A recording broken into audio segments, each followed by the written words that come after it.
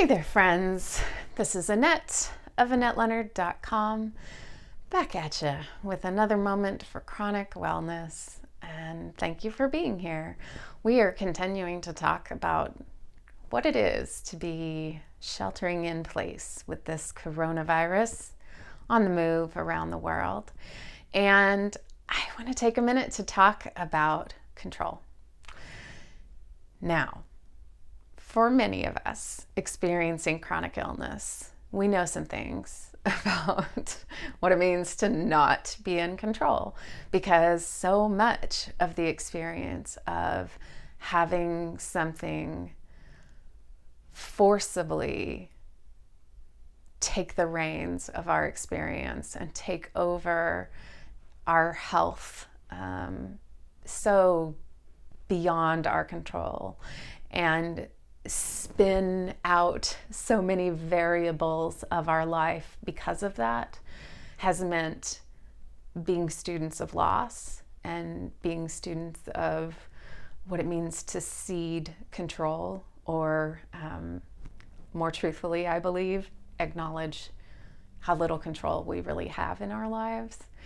And I think that something like this pandemic is teaching all of us, including those of us with chronic illness, once again, how little control we actually have. And so what is it that I can control? And I think that it's easy for me to say I have control over my attitude. And there are plenty of times when that does not feel true, where I am grumped up and storming at my wife, or griefed out and sad beyond what feels like my control, or beyond what I'm even clear about why. And so I'm not even sure that gets at the heart of what I have control over. And so in talking with a friend today, here's where I landed on this, that part of what a contemplative practice has given me, and she and I specifically were talking about Pema Chodron's book, When Things Fall Apart. If you haven't read it, it is a manual for living like none other. And please don't let that title make you think that things have to be falling apart in your world to read it, because it is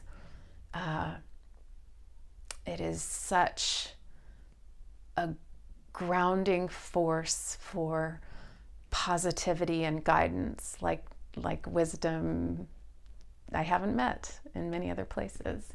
And when I was talking with this friend, I'll call her R, about anxiety and fears and how this is creeping in places we don't expect, the thing that I do have some control over is acknowledging those things, just instead of just fully embodying them all the time, being able to be like, oh, that's a fear. That's a fear. Hey there, fear. Hi, fear. I know you're fear. And while that may not seem like much, that's the beginning of so many things, right? To be able to see my fear as fear gives me then the ability to question that fear, to engage that fear, to decide whether or not I think that fear is serving me, to ask that fear to sit in the back seat rather than the driver's seat. I mean, a million different things, all from that ability to acknowledge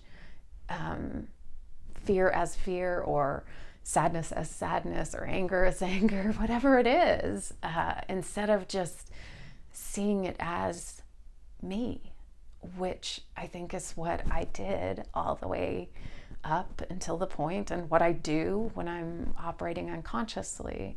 So I guess I offer this as an invitation to see your choice in the matter in terms of raising your consciousness around your experience, and being able to see it as your experience, and not as who you are. And the fingerprints of this, the DNA of that is all over this channel, right? I mean, whether or not we're healthy, we can be well, and I am not this illness, I am this wholeness. And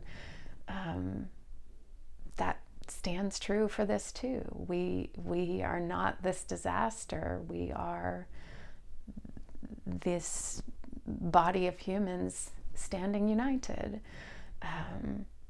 So I invite you today to think about how it makes you feel to be as out of control as you now realize you are, and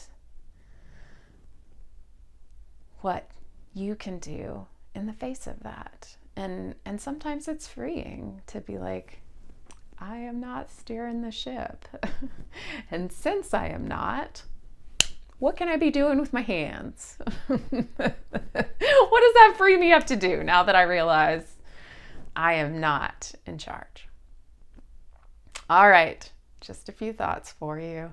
I hope that you and yours are staying safe, and I would sure love to hear from you. And if you haven't subscribed, I'd be so grateful if you would.